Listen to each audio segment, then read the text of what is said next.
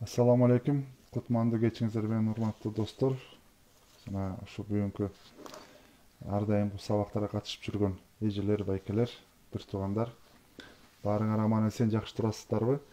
Бүгүнкү темабыз 4 жаштан 7 жашка чейинки балдардын укуктары, милдеттери жана кандай нерселер болот, кайсыл нерселер болбойт темасында силер менен сүйлөшөбүз.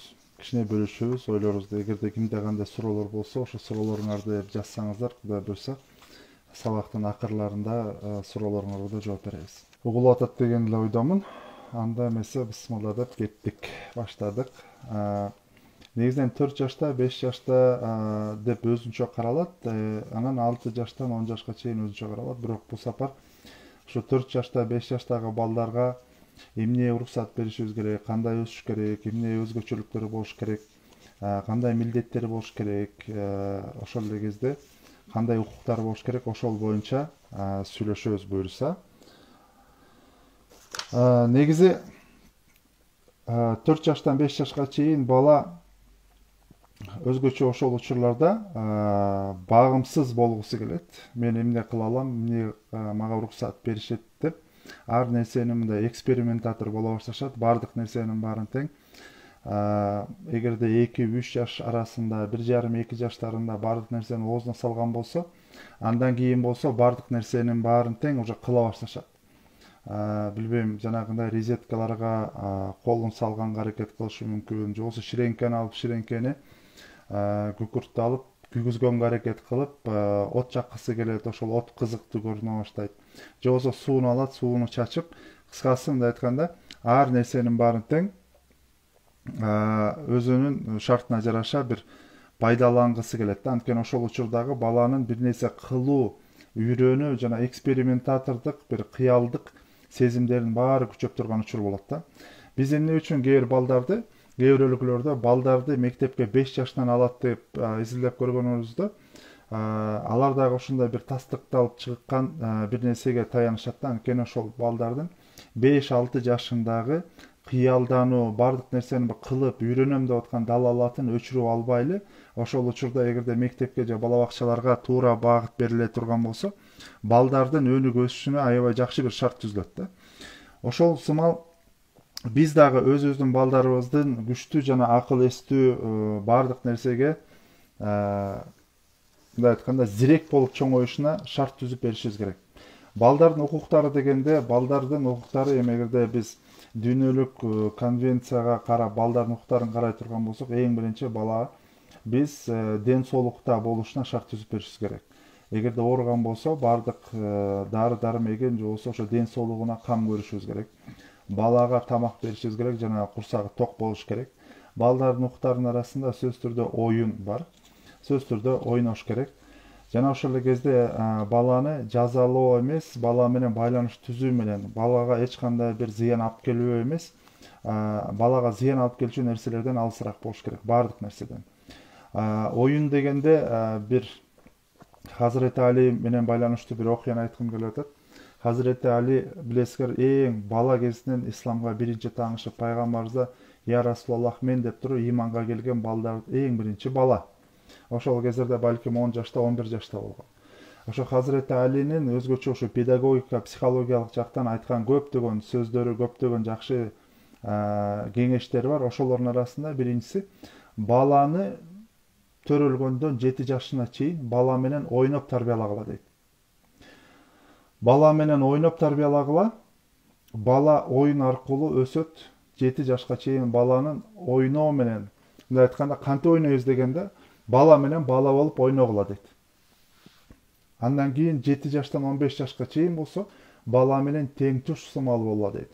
Баланын тең туш сымал дос катары ар бир өзүнүн оюн айтып, эмне кандайга кызыгып атса, чогуу ошо бала менен кызыккыла, бала менен чогуу.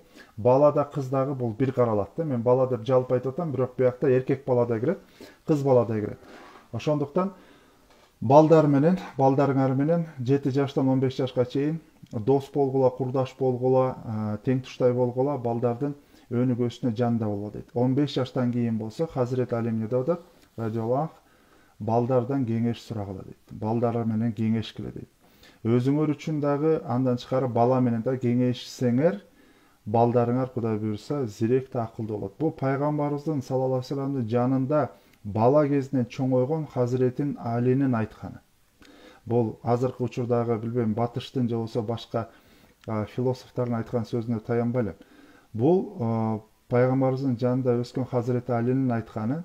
Кайра эскертип атам, 0 жаштан 7 жашка чейин бала менен ойногула, 7 жаштан 15 жашка чейин бала менен тең туш дос болгула, 15 жаштан кийин болсо бала менен кеңешкиле дейт. Ошондо бала менен туура байланышта түзгөн болобуз, баланын дагы өнүгүп өсүшүнө жакшы өбөлгө түзүп шарт түзгөн болобуз. Биз бүгүн балдардын милдеттери боюнча сүйлөшөбүз жана укуктары боюнча эмне болуш керек, эмне болбош керек. Өзгөчө балдардын эң ошол 4 жаштан акырын бала өзүнүн оюн айта баштаган учуру. Мурунку сабактарда дагы силерге бир дүйнөлүк педагог, психологдордун кеңешинен бир бөлүштүм эле. Сөз түрдө бала өзүнүн денесин тааный баштаганда, өзүнүн балким өзүнүн зонасы деп коет, өзүнүн жеке зонасын тааный баштаганда баладан уруксаат сурап гана бетинен өбүш керек деп. Атасы болобу, чоң атасы болобу, ким болсо болсун. Ал эмес апасы дагы, кызыбыздын дагы, балабыздын дагы балам өпсөм болобу, көтөрсөм болобу, кучактасам болобу деп. Ошол 1,5-2 жаштан баштап баланын өзүнүн ою менен макул же макул эмесмин деген нерселерге байланыштуу нерсе. Бул кийинки кандай таасир берет деп изилдегенде, мисалы жанагындай балда жаш кезинде же болбосо кийин дагы 20-30 жашында мындай айтканда баланын же чоң эле кишинин же кыздын же эркектин эч кандай оюн сурабастан бирөө үстөмдүк менен өзүнүн оюн таңуулаган учурларда жок деп айта албаштын себеби түбү ошол жакта жатат да. Анткени билесиңер, психологияда жашообузда деле биз көп адамдардын көңүлүн оорутуп албай эле жок деп айтып, азыр капа болуп калат го деп эле өзүбүзгө зыяндуу нерселерге менен көп жүздөшөбүз да. Мисалы, акыркы жүз чөнтөгүңөрдөгү тыйыныңар болуп туруп сураса, жок деп айта албайбыз дагы, көңүлү калбасын деп беребиз. Же болбосо башка дагы нерселер да. Же болбосо атайын манипулятор адамдар бар. Өзүнүн кызыкчылыгы үчүн ар дайым, мындай айтканда мен кээде вампир адамдар деп коебуз. Бул адамдар кээде бирөөнүн жакшылыгын, бирөөнүн жумшактыгын же болбосо бирөөнүн жок деп айта албаганын ар дайым пайдаланышат. Ошондой адамдардын жанында биздин балдарыбыз, кыздарыбыз келечекте мындай айтканда ошолордун басылып калбаш үчүн сөз түрдө алардын жок деп өзүнүн оюн өзүн сыйлап, же болбосо бирөө келип туруп колунан алганда колуң тарт деп туруп ар дайым өзүн коргоп, же болбосо коргонууга өтө алганын, өзүнүн намысын жана болбосо коргой алыш деген нерсе, бул сөз түрдө ата эненин дагы ошол балага болгон мамилеси эң кичинекей жашынан калыптана баштайт. Ошондуктан уруксаат сурап, эгерде бир оюнчугу болсо дагы ошол уруксааты менен ала турсам болобу деп туруп сураганды сөз түрдө биз үйүбүздө, үй бүлөбүздө ошону адат катары коюшубуз керек да, сактап калышыбыз керек. Сөз түрдө үй бүлөдө ар бирөөбүз мисалы бирибизден уруксаат сураганга, же болбосо көчөгө чыгып атканда мен баланча жерге бараттым эле, саат 7-де келем, мени күтүп тургула, же болбосо мени күтпөй тамактана бергиле. Же болбосо ушуга окшогон аталар дагы, энелер дагы, үй бүлөдөгү улуу ар бирөө тең ушинтип бири-бирибизге кабардар кылып, уруксаат сурап мамиле кылсак, балдарыбыз дагы калыптанып атканда ошол нерселерди үйрөнүшөт. Бала 4 жаштан 7 жашка чейин эмнени билиш керек? Кандай нерселер болот, кайсы нерселер болбойт? Эгерде биз болбойт деген нерселер боюнча айта турган болсок, эң биринчи эле бул адамдын коопсуздугуна, же болбосо ден соолугуна зыян алып келе турчу нерселер. Бул мисалы өзгөчө 4-5-6 жаштагы балдар, кыздар мисалы отко кызыгып, от менен ойногусу келет. Ошол от менен ойноп атканда эгерде ата эне жөн эле сен ойнобо, бул болбойт деп эле ошол менен чектеп койсок, бала тилекке каршы кийин кайра сөз түрдө ошондой бир шарты болгондо ошо кызыгуусун басыш үчүн кайра кылышы мүмкүн. Ошондуктан альтернатива сөз түрдө болуш керек. Балага бир ата, бир эне катары сөз түрдө кел деп туруп, казан очок жака алып барып туруп, оттун кандай күйүшү бир көрсөтүп, анын өзүн дагы ошол 5-6 жаштагы бала же кызга ширеңке менен күйгүзгөнгө акырын ирети менен туура нукта көрсөтүп, андан кийин от ушул гана жакта жагылат, башка жакта жагылбайт деп шарттуу түрдө анан бул башка жакта жакканга болбойт деп ошол нерсени үйрөтүшүбүз керек. Же болбосо жанагындай розеткаларга, отко, айнек менен ойногонго, бычак менен ойногонго болбойт, анткени деп туруп эме кылсак болот да. Мисалы, бычак менен ойноп атып кичинекей бир жерин кесип алган баланын сүрөтү бар болсо, ошондой сүрөттөрдү биз 6 жаштан 5, 6, 7 жаштагы балдарга көрсөтсөк болот. Же болбосо мисалы эмне болот? Эгерде кээ бир балдарыбыз тиштерин жуугусу келбейт, анан мен жуубайм десе, балам, эгерде сен тишиңди жуубасаң, мен сага бир нерсе көрсөтөйүнбү деп туруп, интернетте көптөгөн сүрөттөр бар, жанакындай тишин жуубаган адамдардын тиштеринин жулунганы, карарып кеткени, же болбосо ошонткендерди, ошондой сүрөттөрдү эгерде биз балабызга же кызыбызга көрсөтсөк, сен тишиңдин ушундай болушун каалайсыңбы деп сурайбыз. Эгерде сөзсүз түрдө балабыз же кызыбыз жок, мен мындай тишти каалабайм дегенде, көрдүңбү, ушундай тишти болбош үчүн демек биз жуушубуз керек тишимди, кызым же балам деп позитивдүү нукта баланы ошол жака бурабыз. Оюндагы, сезимдерин дагы. Бир гана болбойт, эмнеге бас айттымбы деп буйрук менен эгерде биз мамиле түзө турган болсок, тилекке каршы бала аны сөзсүз түрдө сиңире албайт, сиңирбейт. Сөзсүз түрдө аны укпайт. Баланын 4-7 жашта акырындан концентрациясы, же болбосо бир нерсеге кунт коюусу отура башташ керек.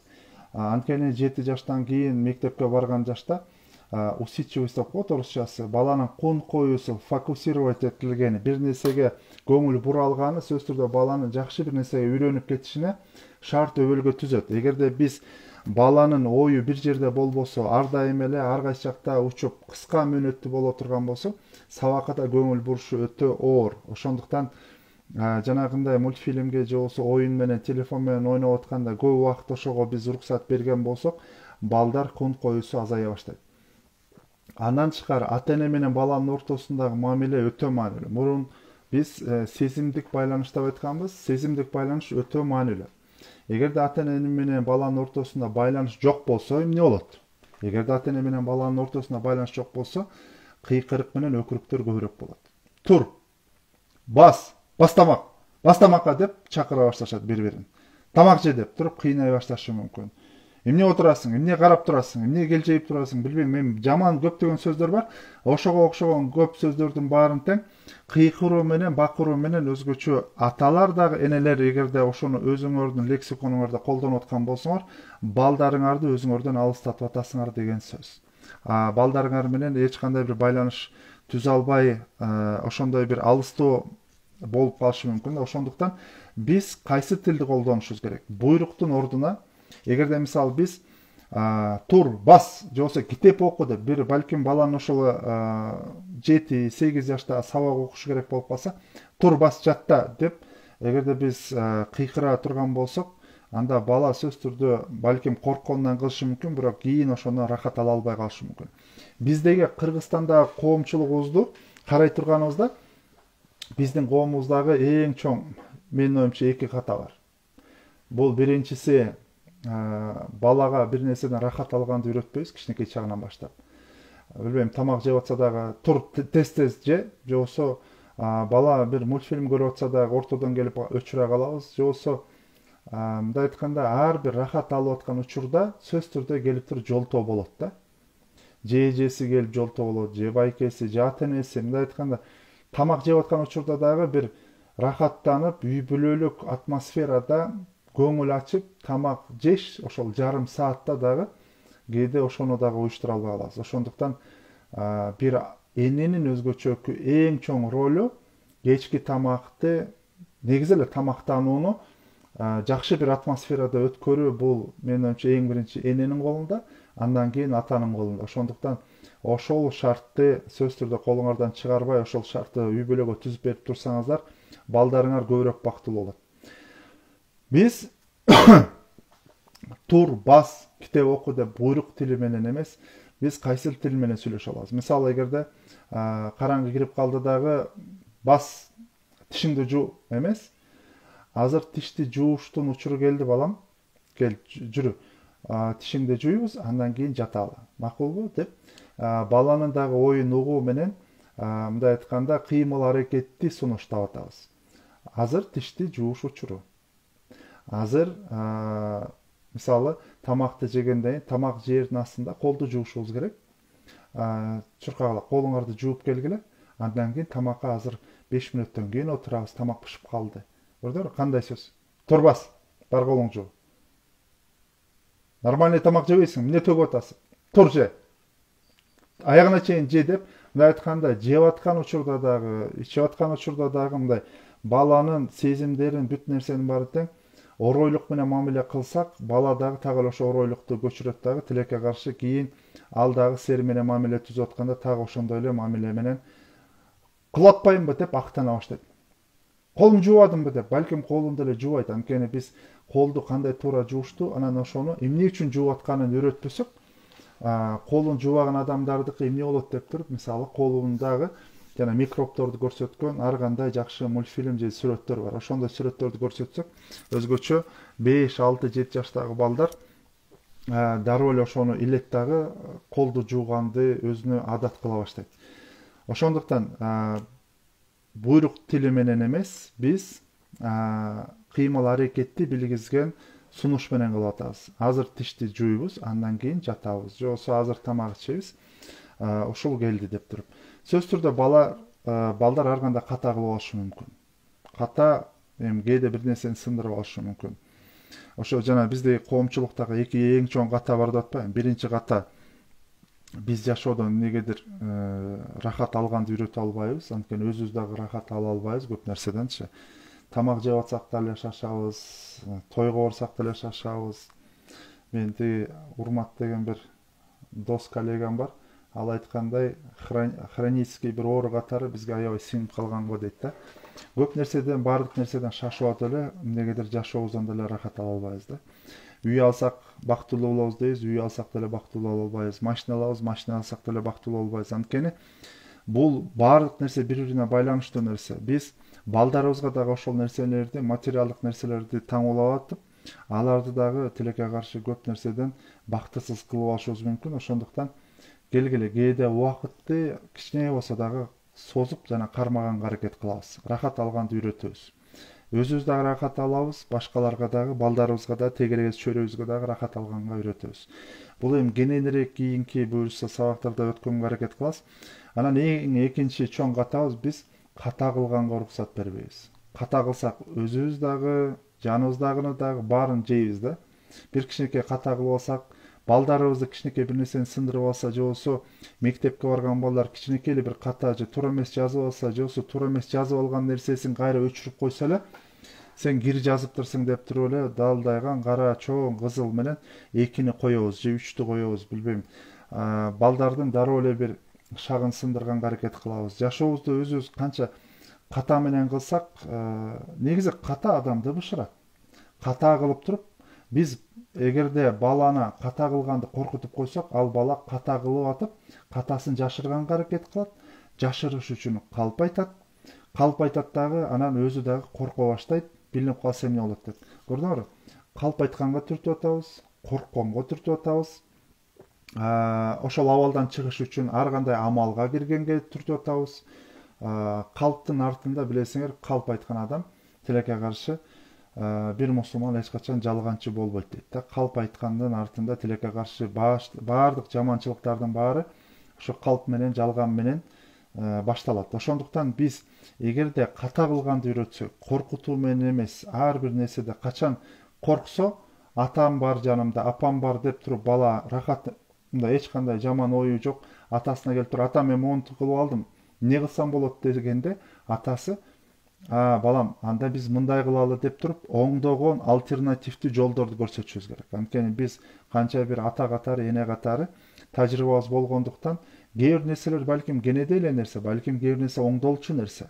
Бирок бир баланын көңүлү, бир баланын характери эгерде туура эмес калыптанып калса, анын оңдолушу өтө бир оор жана көп убакыт алат да. Ошондуктан келиңиздер, коркутуу, буйрук берүү жол менен эмес, биз ар бир нерсени рахат алуу менен жана көңүлү менен кылганга үйрөтөбүз. Ошондо ар бир нерсени, балким географ болобу, балким бир ветеринар болобу, балким башка бир кесиптин ээси болобу, баланын ошо талантынын өсүп өнүгүп, үйрөнөйүн деп аткан далалаттардын баары ошол бала кезинде өчүрүп салбайлы.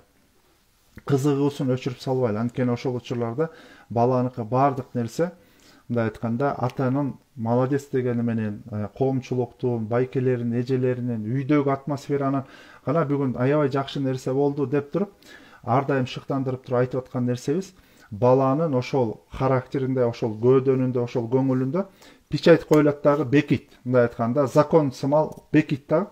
Демек ар дайым ушундай болом, мен ушинтип оңолом дейт да.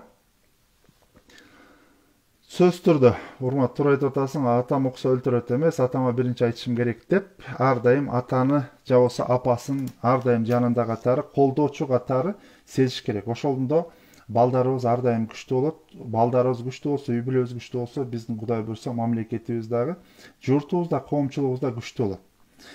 Андан тышкары биз буйрук тили менен эмес, биз жанагындай кыймыл аракет тили менен балага сунуштайбыз. Ошол эле кезде балага биз ошол 4-7 жаштарында бала өзүнүн сезимдерин тааный баштаган учур. Сезимдерин таанып, эгерде бир силердин айтканыңарды укпай аткан болсо, же болбосо бир тууган бири менен урушуп аткан болсо, мисалы, мен агаң экөөңөрдүн урушуп атканыңардан чын айтканда аябай жүрөгүм ооруп атат, капа болуп атам деп, мен тилин ошол учурда колдонсо болот. Ошол учур менен апам капа болуп атыптыр, атам кыжалат болуп атыптыр деп, бала дагы же болбосо кыз дагы ошол өзүнүн кыймыл аракетин мындай көздөн өткөрүп, ойлонуп, мен мындай кылбашым керек экен деп өзүнө сабак чыгарат. Ошондуктан мен тили сен тил эмес. Сен баланчасың, сен тигиндейсиң, сен мээң иштебейт, сен кыла албайсың, сен ошол эле такыр деп, сен тили эмес. Мен тили. Эгерде балдарыңар кандайдыр бир ката кылып аткан болсо, же болбосо айткан нерсеңерди кылбай аткан болсо, көп учурда байланыш түзүлбөгөн адамдар дароо эле кыйкыра баштайт да. Тур деп бакырып, же болбосо буйрук бере баштайт. Анын ордуна, кызым, кел мындай кылабыз. Же болбосо, балам, жанагы сен могу ушу кылган нерсең, мисалы, кичине бизди капа кылды. Сен ошону өзүң бир байкачы, ойлонуп көрчү деп, балага ойлонгонго, ошол сезимдерин, ошол башкаларды капа кылып атканын түрткү болсок, бала сөз түрдө ошондон сабак чыгарат дагы, кечирим сураганды үйрөнөт. Көптөгөн азыркы учурдагы 25 жаштагы, 20 жаштан өйдөкү үй бүлө курган эжелер, жеңелер көбүнчө суроолорунда менин күйөөм өтө бир мерез деп бир суроолорду беришет да.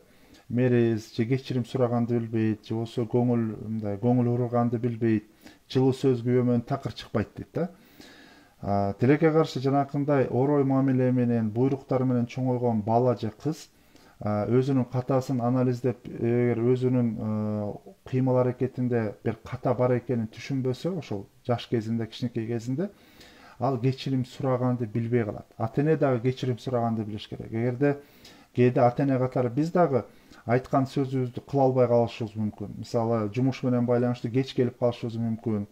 Же болбосо балдарыбызды бияка барабыз деп туруп айтып, бирок ошол жака бара албай калышыбыз мүмкүн. Биз дагы сөз түрдө кечирим сурап, сөз түрдө эртең барабыз, же болбосо бул саатта барабыз, кечирип койгула деп туруп, ата катары биз, же болбосо эне катары кечирим сурасак, балдарыбыз дагы кечирим сураганды билишет, үйрөнүшөт. Бул кечирим сурай алган, бул адамдын кийинки жашоосунда бул маданияттуулуктун көрсөткүчү, жана адамдын өзүнө болгон сыйдын да көрсөткүчү. Ошол эле кезде кечирим сураганда эле биз рахмат айтканды да билишибиз керек. Билесиздер, рахмат айткан, адамга рахмат айткан, Аллахка дагы рахмат айта алат дейт да.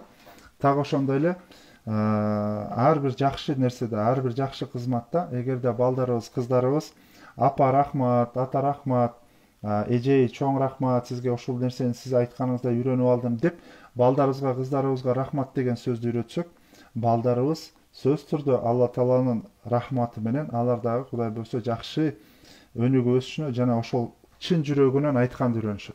Ошондуктан кечирим ашканды үйрөтүшүбүз керек. 4 жаштан 7 жашка чейинки балдарыбыз учурашканды билиш керек. Эгерде үйгө кирип атканда, үйдөн чыгып атканда, коштошконду, учурашканды, конокко барганда, же болбосо бейтааныш адамдар бирөөлөр менен кимдин ким экенин билгенди үйрөтүшүбүз керек.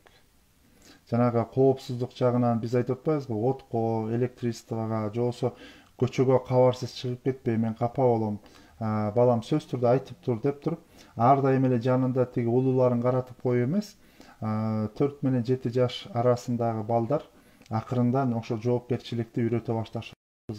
Кабары жок, сен чыга бербе, эгерде сен чыгып кетсең, билбейм, баардык нерсе жаман нерселер менен эле коркутуу максатында эмес, биз капа болобуз, биз сени ойлонобуз деп туруп баланы, кызыбызды ойлонгонго түртүшүбүз керек да.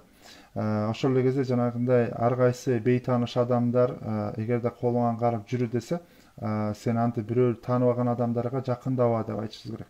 Жанагы эгерде бир ата эне bir баланы же кыздын 2 жашынан баштап уруксаат сурап, колунан кармап, уруксаат сурап, эми өзгөчө ошол өпкөндө, эркелеткенде уруксаат суроо менен болсо, ал бала же кыз, мисалы бейтааныш адам жүрү дегенде дагы ээрчибейт эч качан. Анткени ата энеси дагы бир жага эшикке чыгып келелиби, кандай дейсиң деген оюн сурайт. Анткени ар дайым уруксаат дегенде кылсам болобу эмес. Уруксаат суроо дегенде, кызым кандай дейсиң, азыр эшикке барып чыгып ойноп келсек кандай дейсиң, ойноп келелиби деген бул сунуш катары да. Анткени ошол кезде биз кызыбыздын же балабыздын дагы оюн уккан болобуз. Ооба, абдан сонун болот. Мен ошону жантан бери күтүп аткам, апа, чогуу барып келеличи. Же болбосо чоң атамдыкына же тай атамдыкына барсак болобу дегенде, кандай сонун болот, сөзсүз баралы деп биз бири-бирибиздин оюбузду, бири-бирибиздин каалоо тилектерибизди бири-бирибизге мындай дал келишип, макулдугубузду берген кандай сонун нерсе. Бул бир тараптуу эле эртең тай атаңдыкына барабыз деп, бир тараптуу эле чечим менен эмес, баланын ою менен болгондо, ошондо жана коопсуздук жагынан дагы Кудай буйрса иншалла жанагындай туура эмес адамдардын жанында дагы балдарыбыз иншалла өзүн мындай ишенимдүү туура алып кетет да. Бул эми дүйнөлүк көптөгөн эксперттердин сунуштары. Бул менен азыр айтып аткан сери менен бөлүшүп аткан нерсебизди биз башка дагы көптөгөн жерлерде пайдаланабыз. Өзгөчө child safeguarding деп коет, балдардын укуктары, балдарды коргоо максатында көптөгөн тренингтерге биз да катышабыз, жана ошол эле биз да окутабыз. Бул өтө эле бири-бирине байланыштуу нерсе да. Мисалы кичинекей балдар ар кандай оозуна ар кандай нерселерди салышы мүмкүн. Ошол нерсе болбойт деп, бир гана ошо болбойт эме менен чектеп калбаш, сөзсүз түрдө айтышыбыз керек. Эгерде оозуңа муну салсаң, мына момундай жаралар чыгышы мүмкүн деп туруп, биз сөзсүз түрдө керек болсо сүрөттөр менен көрсөтүшүбүз керек. Мисалы жанагындай ар кайсы нерселерди оозу деген оору бар беле кичинекей балдарда. Өзгөчө оозунун ичине, тилине жара чыгып кеткен оорулар бар. Ошондой нерселерди да балдарга кичине четинен коркутуу максатында эмес, эгерде көп нерсени туура эмес бир нерсени салсак, момундай болуп калат. Көп нерсе туура эмес нерсе кылсаң, колуңа мындай жара чыгат деп туруп, биз балдарга туура информацияны туура убакытта жеткиргенге аракет кылышыбыз керек.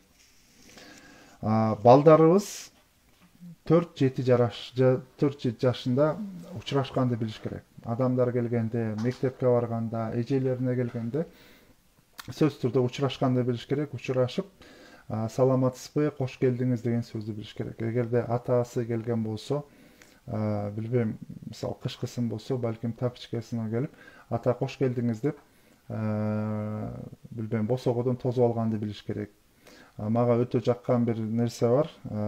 Балким ушул эми региондук жактан бөлгүм келбейт, бирок көп үйлөрдө келген кишилердин бут кийимдерин тазалап, өзгөчө кышкысын кургатып, көтөрүп, мындай кургатып, анан кайра түздөп, кайра сыртты көздөй тизип коюшат да. Же болбосо кургатып коюшат, же болбосо атайын астынын баары каар болуп, суу болуп аткан болсо, ошону көбүнчө кыздары кылып коет да. Мисалы 10-12 жаштагы кыздар келген коноктун артына эмне алып келди деп карабайт.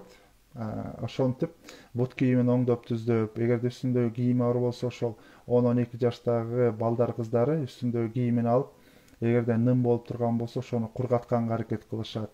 Ошого окшогон бул эми кызмат, бир эле кош келдиңер деп эле учурашып коюу эмес, ошентип кам көрүп жанагындай жардамчы болуу. Бул эгерде көчмөн кыргыздар учурунда карай турган болсок, билесиңер, алыстан жолдон келген адамдарды аттын чылбырынан кармап, акырын колтуктап мингизип, же болбосо адамга аттан түшкөнгө жардам беришчи да.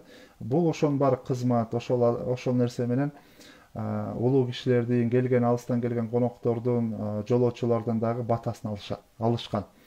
Ошондуктан балдарыбызга ошол нерселерди биз үйрөтүшүбүз керек, түшүндүрүшүбүз керек. Туура кол берип учурашканды, эгерде эркек эркек менен боло турган болсо, учурашканды көрсөтүшүбүз керек. Эч кандай бир коркутуу, үркүтүү менен эмес да. Ошол эле биз дагы чоң киши катары дагы бергел деп туруп, кичинекей баланын жүрөгүн коркутуу менен, же болбосо катуу сүйлөө менен баланы коркутпашыбыз керек.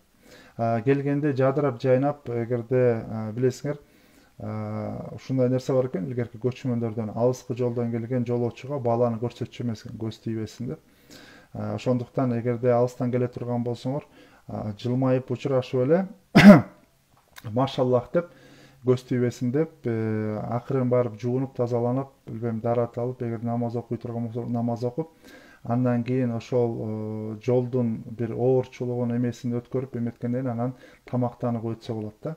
Бирок балдарды келип, бергелчи кана чоңоюп калыптырсың деп, башынан катуу сылап, же болбосо кулагынан кармап, бетинен чойгулап, же болбосо билбейм, далысынан чапкылаган, бул өтө туура эмес. Анткени ар бир бала андайга дайыр эмес да. Кичинекей өзгөчө балдар кичине чоочулап турушат, коркуп турушат. Ошондо анан биз дагы башка адамдар менен учурашкысы болуп калат да. Ошондуктан келиңиздер, биз чоң киши катары, өзгөчө эркектер, кээде аялдар дагы бергел өбөйүн деп туруп чалпылдатып өпкөн учурлар бар. Ошол дагы мындай туура эмес деп ойлойм.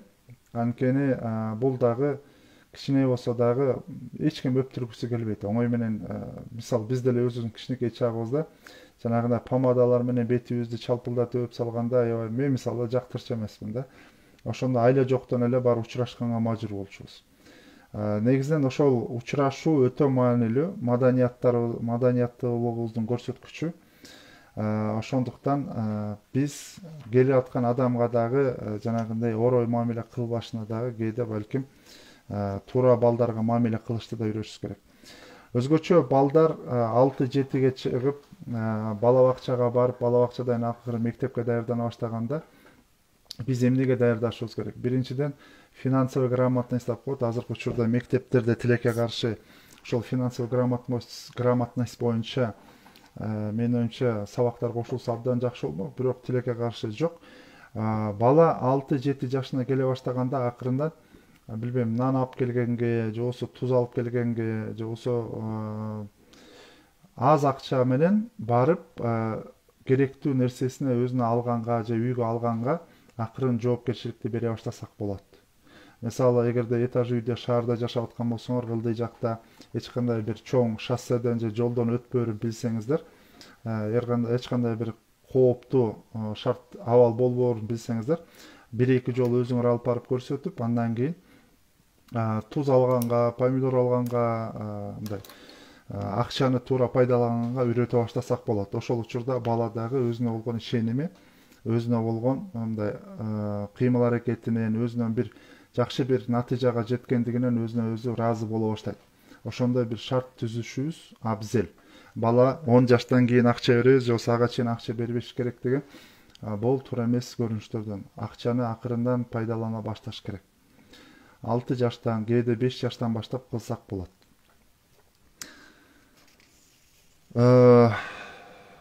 Жана айткандагыдай, ката кылуу, ката кылганга да уруксат беришибиз керек. Ката кылуу бул нормалдуу нерсе. Өзгөчө 6-7 жаштагы балдардан, эгерде эжейлери дагы 6-7 жаштагы балдардын өзгөчө бала бакчада, кээде мектептерде орой бир мугалимдери болуп калышы мүмкүн. Ошондуктан жанакындай эле 6-7 жаштагы балдарыбызды, кыздарыбызды биз үйгө керек болгон туз, нан, ошондой башка керектүү нерселерге кичинекей акчалар менен жөнөтүп атып, биз балдарга өзүнө ишенимин өрчүтүп атабыз. Дагы эле ошондой эле тегеректеги чөйрөнүн таалим тарбиясы өтө таасир бере баштаган учур болот.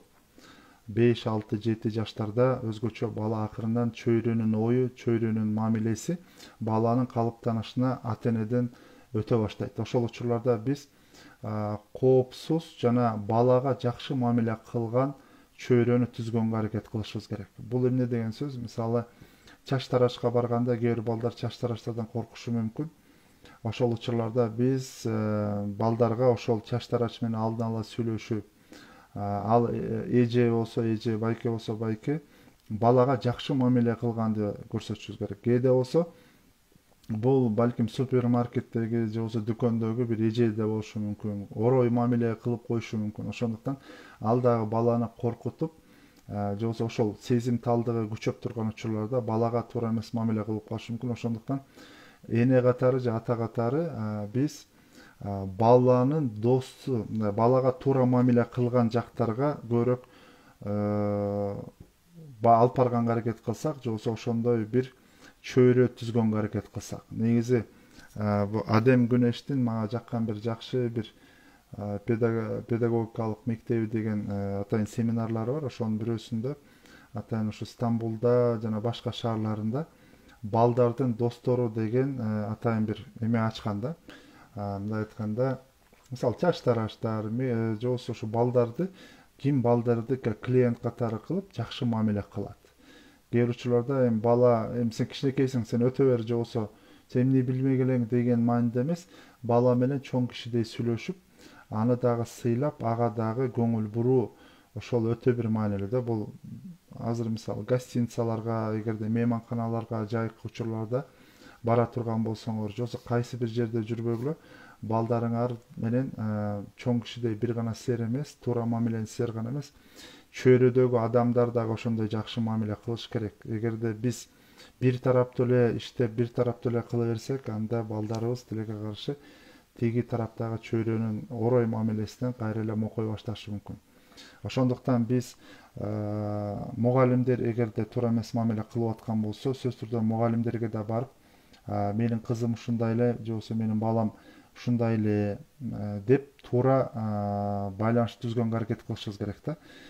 Биздин башыбыздан дагы ошондой нерсе өткөн. Былтыр кызым 1-класска барып, анан эжеи кичине мындай катуу эже экен да, талапты катуу койгон эже экен. Анан катуу сүйлөгөндө менин кызымдын мындай, бизде үй бүлөдө эми эч ким катуу сүйлөбөйт, эч ким катуу мындай тур, же болбосо мындай катуу буйруктар бербегендиктен мындай ыйлагысы келип, эмоциялары ойгонуп кетип атты да кызымдыкычы.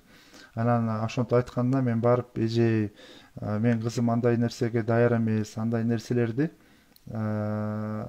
укканга даяр эмес эле, бизде андай нерсе жок эле деп түшүндүрүп айткандан кийин кичине жибигендей болду. Андан кийин ал эжеи менен таанышып, мамиле түзүп, азыр болсо жакшы бир мамиле болуп калды. Негизи эжейдин дагы жакшы мамилеси кыздардын дагы, балдардын дагы өнүгүп өсүшүнө өтө бир жакшы өбөлгө түзөт. Ошондуктан биз ар бир балабыздын чөйрөсүн, досторун, өзгөчө досторуна дагы көңүл бурганга аракет кылсаңыздар. Эгерде ойноп аткан азыркы учурда, жай учурунда ким менен дос болуп аткан болсо, ошо досторун үйүңөргө чакырып, таанышып, аракет кылсаңыздар, ошондо балдарга багыт да берген болосуңар, альтернатива түзгөн болосуңар.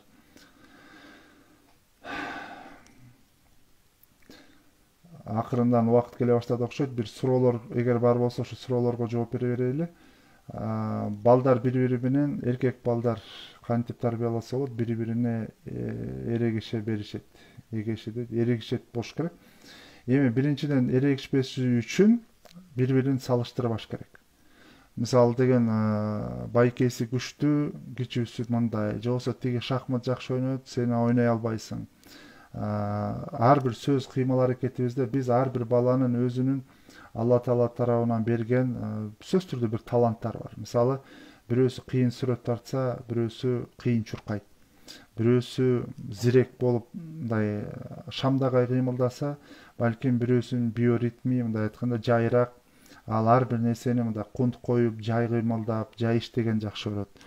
Бирөөсү эми ар кандай эмеси бар да, эч ким эч качан балдар бири-бирине окшош болбойт. Анан ошого жараша биз карап, тең караганга аракет кылыш керек. Өзгөчө балдар арасында жаш ортосу мисалы 2 жаш 3 жаш болуп калган учурларда балдарга тең мамиле кылып, эгерде мисалы чогуу алып бергенге аракет кылышыбыз керек да. Бири биринде кызгануу сезимин ойготпогонго аракет кылышыбыз керек. Анткени кызгануу сезими кийин кичине эрегешип, анан бири бирине да кызганып, анан көрө албастыкка да алып барып калышы мүмкүн. Ошондуктан ата эненин эң биринчи милдеттеринин бириси бул адилеттүү болуу. Адилеттүү тарбиялап, адилеттүү караганыбызда балдар өнүгүп өсөт. Кудай буюрса, балдарыбыздын баары зирек, күчтүү, акыл эстүү болсун. Кудай буюрса, бул видеону дагы записке коебуз.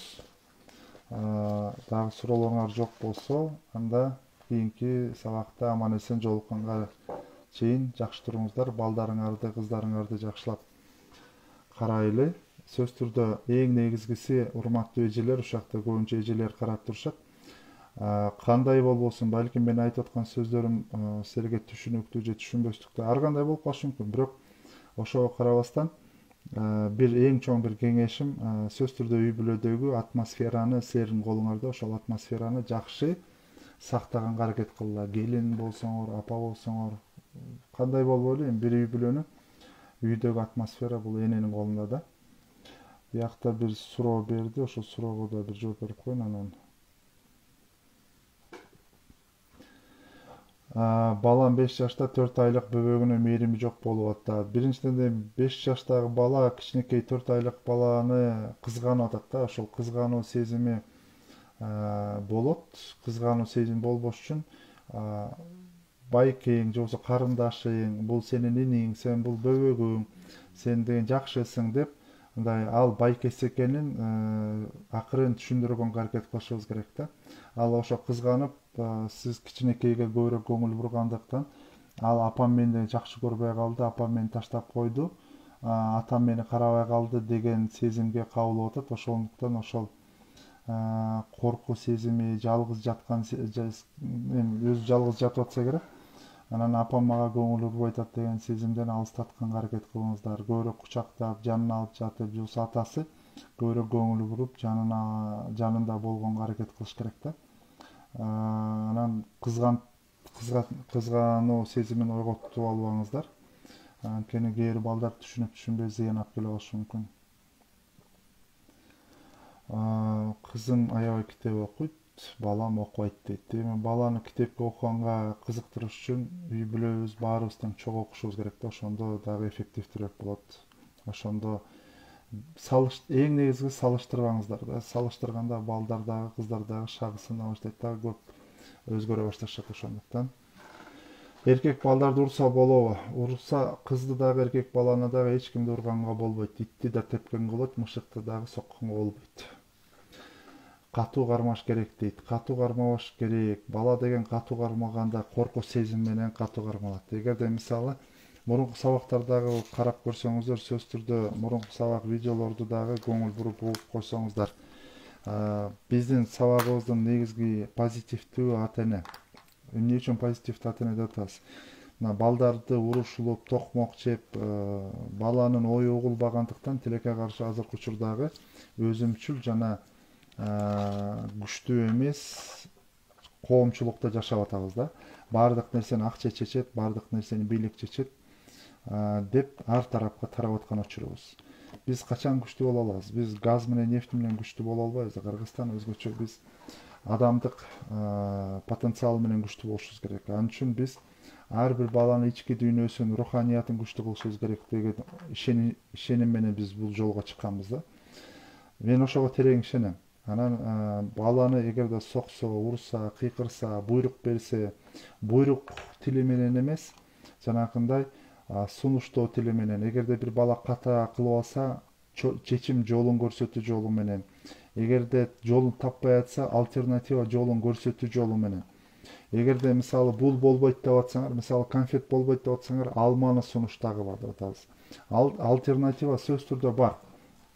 Эгерде кыйкырык, өкүрүп, эркек баланы катуу кылыш керек, ата мерими деген, бул деген бир колунда камчы, бир колунда билбейм башка нерсе деп, ал биздеги ошол коомчулугубуздагы ушундай сиңип калган туура эмес багыт.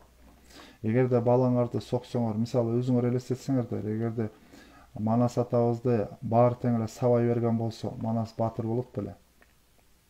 Ойлонуп көрүлөчү ошону. Эгерде Манас атабызды, бабабызды кичинекей чагынан баары эле баары каалаганча сабай берген болсо, ата энеси сабаса, андан кийин тиги чоролор, жанындагылар, бакай аталар, бабалар ошонун баары тең сабай бергенде баатыр болот беле? Болбойт болчу да. Коркоктун бирөөсү болмок. Элдин камын ойлобой, өзүнүн камын ойломок. Ошондуктан согуу менен, чочуту менен, коркуту менен тарбиялаганда бала жабык болот, өзүнүн ичинде, өзүнүн ички дүйнөсүндө кайнап, эч нерсени чече албаган, ою пикири жок, түшүнүксүз бирөө болуп калат. Ошондуктан келиңиздер, балдарды ойлойлу, балдарга эч кандай бир зыян алып келбегенге аракет кылалы.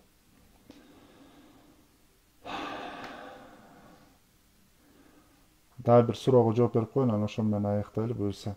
Балам 3,5 жашта кандайдыр бир каалоосун аткара албай калсам, сени жаман көрөм, сен жамансың деп ыйлайт. Ушундай учурда кантсам болот? Биринчиден, сиз жанакындай мен сага мороженое алып келип берем, сен ыйлаба деген сөздөр бар го. Эгерде бала кичинекей чакта ээрчийт да, мисалы, сен азыр деген ыйлаба, мени ээрчибе, мен сага мороженое алып берем, же болбосо садикке калтырып аткан мен сага сөзсүз түрдө машина алып берем, же болбосо курчак алып берем деген өзү туура эмес. Анан ошого окшогон туура эмес сөздөрдүн айынан бала деген баардык нерсени лап деп туруп илип алат дагы.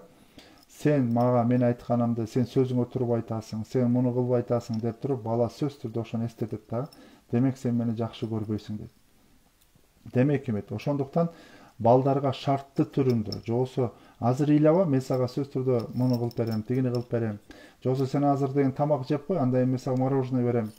Же болбосо сен азыр ич аякты жууп кой, андан кийин көлгө барып келесиң деген сөздөр бул өтө туура эмес нерсе да. Шарттуу түрдө сен муну кылсаң мен муну кылып берем деп. Анан жанагындай суицид учурлары, же болбосо жанагындай башка чоңойгондо дагы күйөөлөрүн шантаж кылган, же болбосо күйөөлөрү аялдарын сен мени жакшы көрбөйсүң, анткени сен мага деген пальто алып берген жоксуң дегенге чейин барат да. Ошондуктан келиңиздер, балдарды шарттуу түрдө эмес, аларга жоопкерчилик берүү менен кылабыз да, үйрөтөбүз. Урматтуу эжелер, байкелер, кандайдыр бир сурооңуздар болсо, бул инстаграмыбызга катталыңыздар жана суроолоруңарды жазсаңыздар, Кудай буйрса ошого да жооп жазып, жооп берип турабыз. Аман эсен, сак саламатта туруңуздар. Балдарыбыз менен, үй бүлөбүз менен, эл журтубуз менен аман эсен бололу, оорубайлы. Баарыңыздарга бекем ыйман жана бакубат таалай жашоо. Аллах ыраазы болсун баарыңыздардан.